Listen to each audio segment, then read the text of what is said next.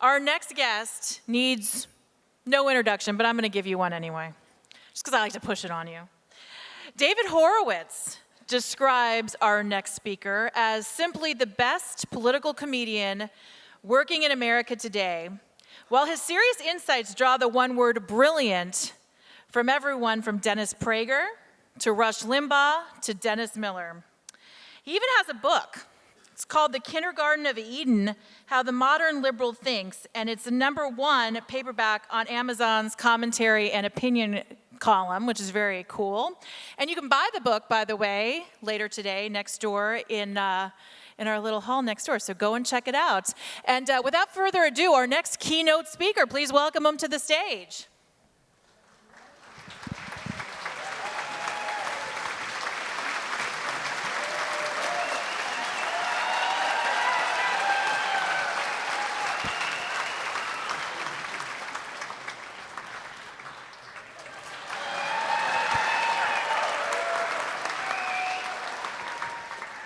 Thank you for that ovation. I really have to tell you, I did not know what to expect when I came out here today.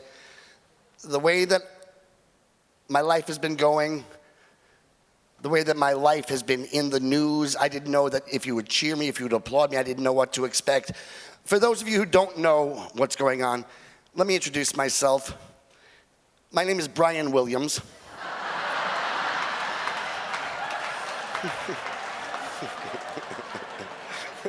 No, I'm lying. So I could be Brian Williams. I figured I'd say I'm Brian Williams because he's going to say he was here anyway.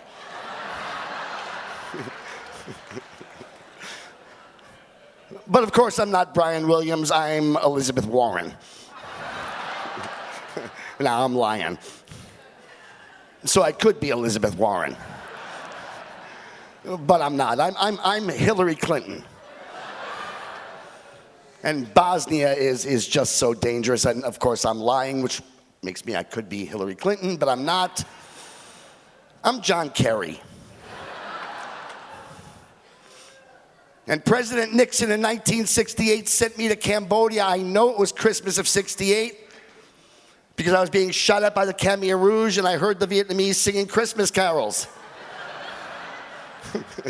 The only problem was that Nixon wasn't president in '68. The Khmer Rouge didn't have guns for another 4 years, and the Vietnamese or Hindus or Buddhists, I'm sorry, they don't celebrate Christmas. Other than that, everything John Kerry said was the truth. But it really doesn't matter because I have a special guest with me, ladies and gentlemen, Mr. James Taylor.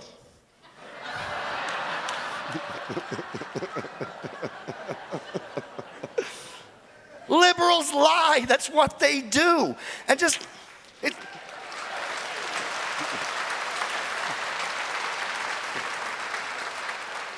and there's a reason liberals lie, and it's a very simple one. They have to.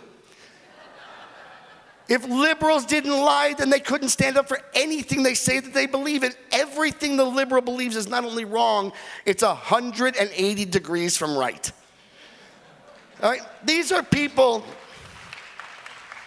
who look around the globe and see Muslims murdering Christians in Egypt, Muslims murdering Hindus in India, Muslims murdering children in Russia, Muslims flying airplanes into buildings in America, and they think about it and they go to the university and they decide the problem is the Jews.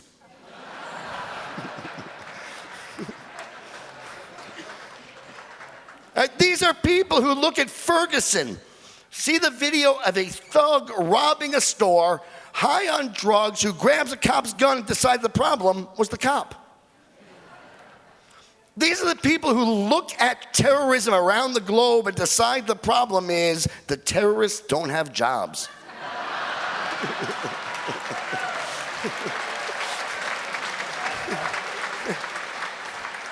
And you know what? I know that to be true because Osama bin Laden did not become a pain in the ass until he was turned down as a greeter at Walmart.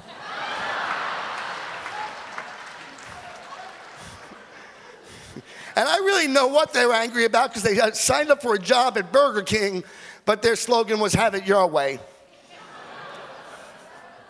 Have it your way. Listen, I decided to try to write some new jokes for you this year, all right? Because you don't know what an honor it is for me to be here for a second year in a row. Because, thank you.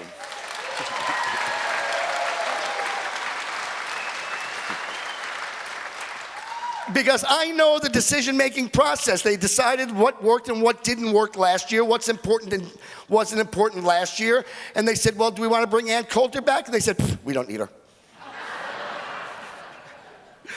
You want to bring Dinesh D'Souza back? We don't need him. You want to bring Evan Sayet back?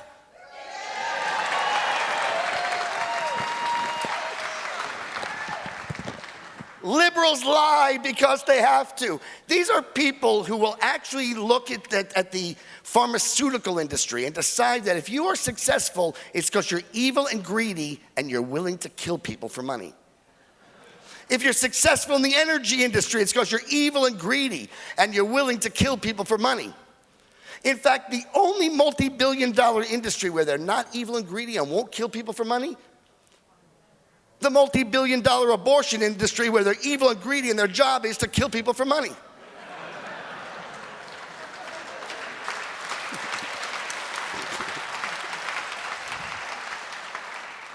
So if liberals, and I got in trouble for this last time I was here, because I said it point blank, I said, and I truly do believe, that liberals, the modern liberal, not lowercase l liberals, we're the lowercase l liberals. What it is we seek to conserve, which is why we call ourselves conservatives, is a liberal democracy. And I got in trouble last time because I said point blank that I do believe the modern liberal is the stupidest human being to have ever lived.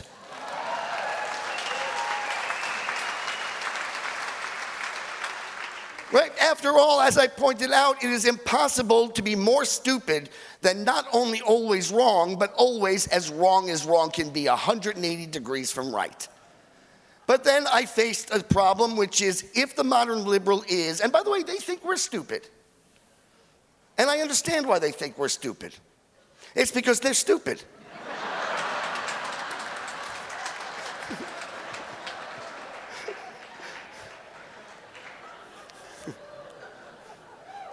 But if the modern liberal is as stupid as I believe in being, and by the way, I'm not the only one who recognizes that they're stupid. They recognize that they're stupid. They do. Has anybody ever seen the movie Forrest Gump? Do you know what the entire, look, this was a leftist penned, a guy named Winston Groom, leftist produced Wendy Feinerman, leftist starring Tom Hanks, major motion picture. And what was the message in that movie? No, the message was this, that the smartest liberal, remember Jenny? She did everything the liberal intellectuals told her to do. She tuned in, turned on, dropped out, and took drugs. And then she almost jumps off the hotel balcony. She almost commits suicide, remember? Right? She believed in social justice, man. And she joined the Black Panthers and she got beaten up, remember? Right? She didn't believe in the Judeo-Christian tradition, the heritage of modesty and monogamy. She slept around, free love. She died of AIDS. The entire point of the movie Forrest Gump was that the smartest liberal was stupider than a mentally retarded conservative.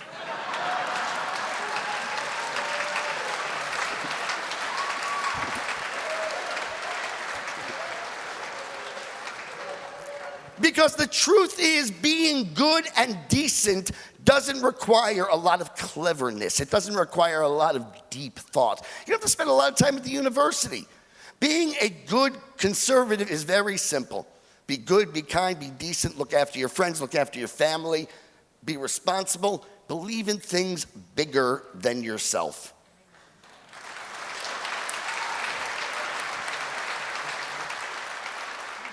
See, liberals, modern liberals, don't believe in anything bigger than themselves.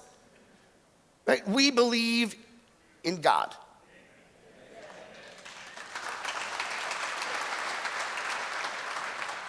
We believe in America and the Constitution.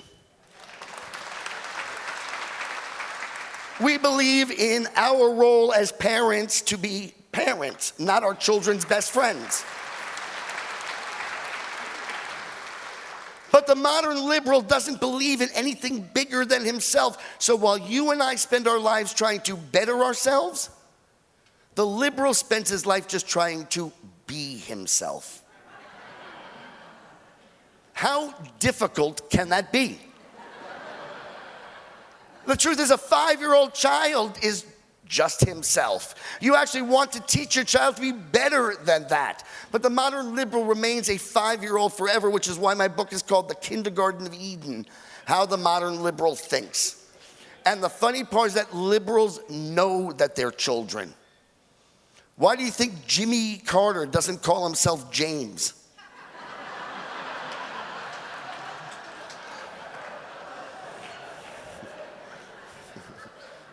Why do you think when Mayor Nagin was trying to lure everybody back to New Orleans, what did he promise them?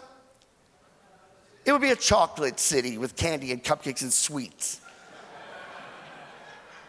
Does anybody know where that came from? Anybody know of the story of where these bad people tried to lure children to Candy Island? What was it? It was Pinocchio. Right? It was the fairy tale Pinocchio. And what happened to the children when they got to Candy Island? They all turned into donkeys.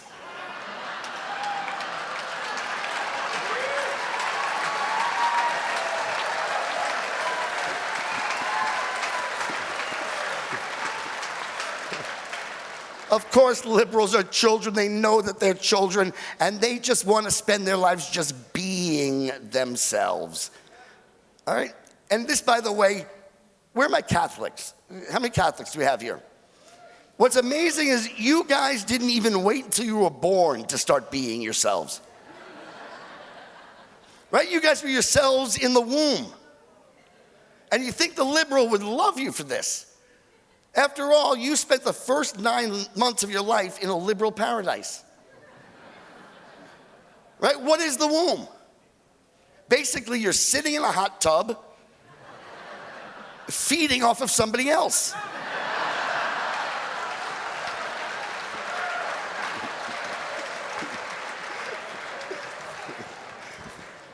But liberals don't love the Catholics, do they? They hate the Catholics, don't they? And what really sucks about that is you have to forgive them.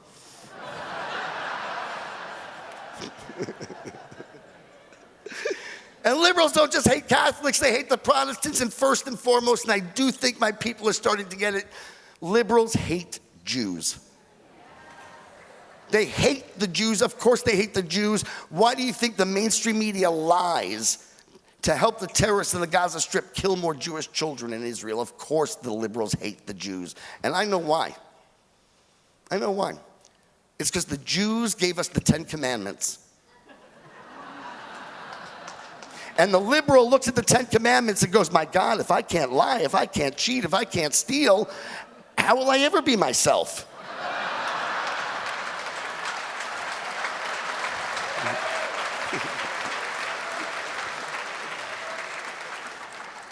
See, the liberal hates the Jews because the Jews gave us the Bible. And I do believe that the liberal was traumatized the very first time he opened up the Bible. And he saw there was an entire book spelled J-O-B.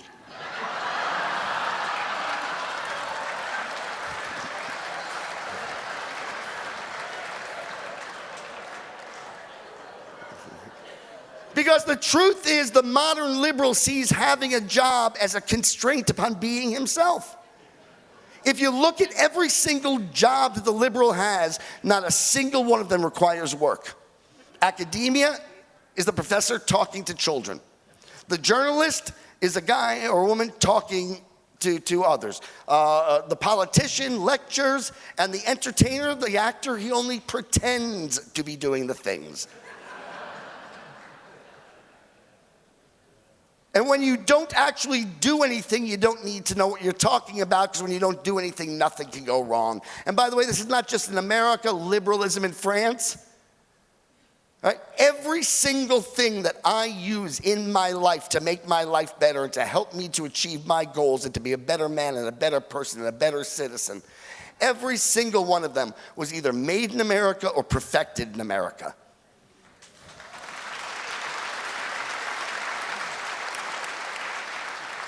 I drove here in an automobile.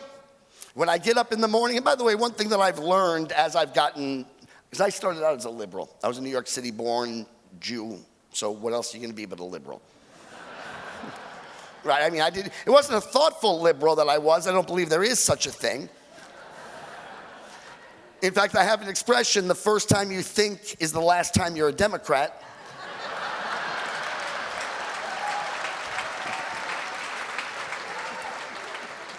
But there's a concept that 5-year-old children don't get, and that is the concept of gratitude. 5-year-old children are entitled, and yes, they are entitled. They're entitled to a home. They're entitled to be given food. They're entitled to love. What happens, though, is then you grow up. You turn 6, you turn 8, you turn 10, you turn 12, and the ratio of what you're entitled to versus what you owe back reverses. So you start being entitled to everything as a child, and then you get a little older, well, you're expected to do some chores. Then you get a little older, maybe you're expected to have a paper route and contribute some money. Then you get a little older, and you're entitled to nothing except for what you work for.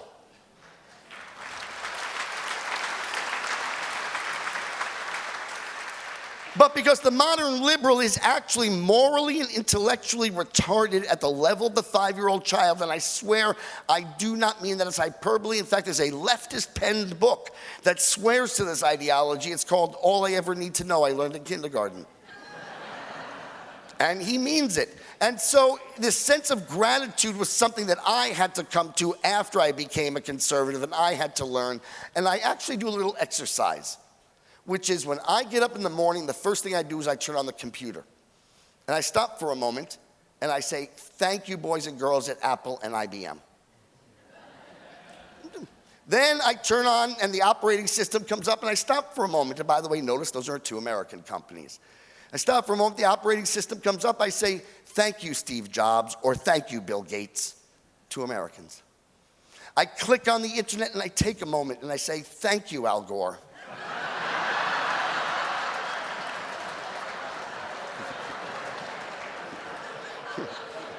Did I mention that I'm Brian Williams? Yeah. Well, you don't think Al Gore could have invented the internet? Really? He invented global warming.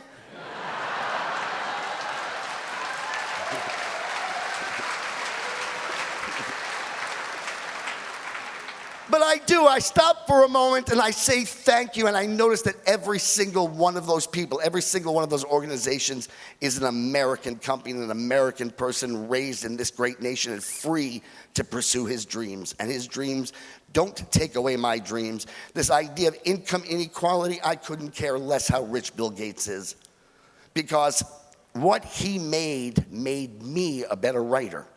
It didn't take away from me. It didn't hurt me. It helped me. This notion that this is a zero-sum world in which your success comes at my expense is, again, like everything else, 180 degrees from the truth. The better you do, the better it is for me. And I want you to succeed for you, and I want you to succeed for me.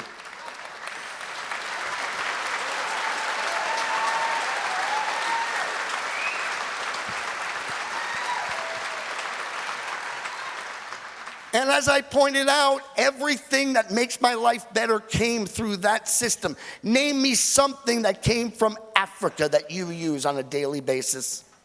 Name me something that came from the Middle East other than Israel that you use in your life. Name me something from France. Because I can name you 3 things that I have ever used and enjoyed that came from France. Wine, cheese, and bottled water. They didn't invent any of them, and 2 of them are nothing other than food that went bad.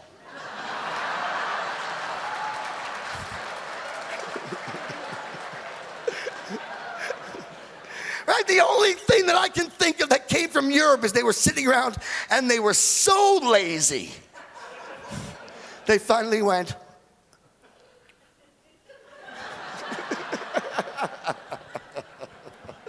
anyway, my mandate here this evening, along with everybody else, is to suggest how it is we can bring this wave that has been so terrific. Yes, at the senatorial level, perhaps not every candidate we wanted, but yes, Republicans, and we have the Senate back. And that's something.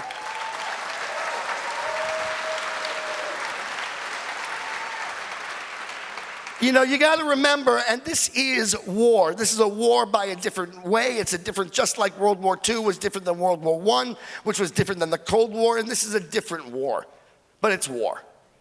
And you have to remember, wars are not won in a single battle. We didn't take Normandy and suddenly we were in Berlin.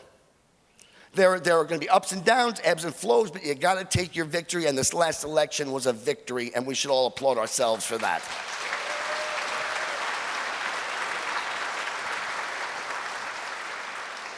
But there is work to be done, and we still need to get to Berlin. And can we do that, and how can we bring this wave? Let's remind ourselves of something else. California was not a blue state. California was a red state up until 1996, and the values of the people of California are not blue. They're not.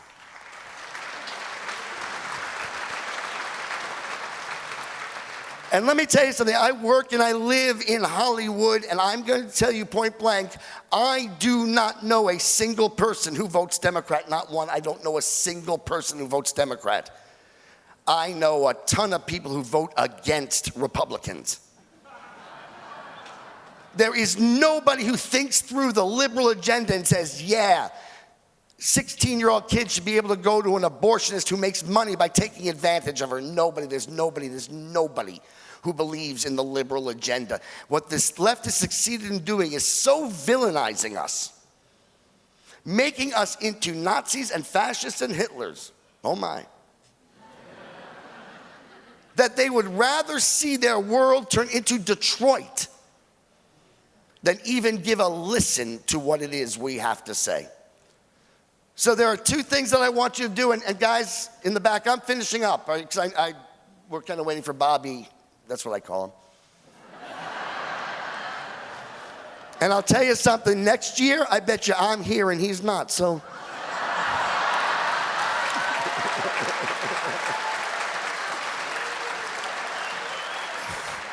What? I meant because he's going to be in the White House. What? But there are two things that you have to do. They own the mainstream media, and that's the way it is, at least for now. But we own the truth.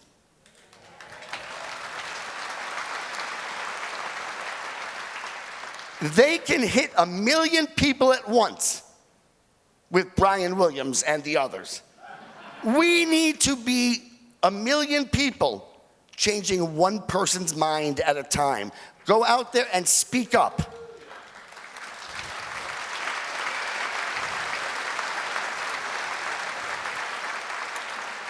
You have got to be the media.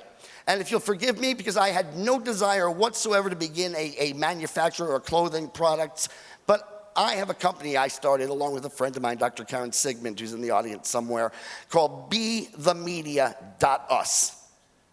And it's t-shirts, and our biggest seller so far is a purely white pin with nothing but a dot on it. And people, you've got one? And does it not work this way? People will come up to you and go, what does that mean? And that's your chance to say to them, remember when President Obama said, if you like your health care plan, you can keep it, period?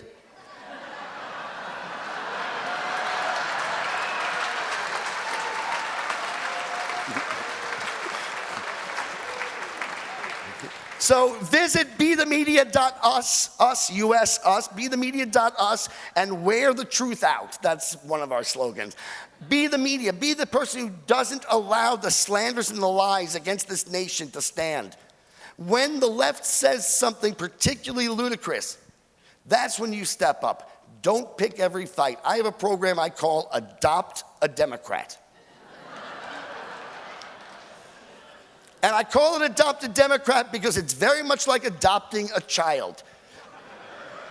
They don't want to hear it. They will throw tantrums.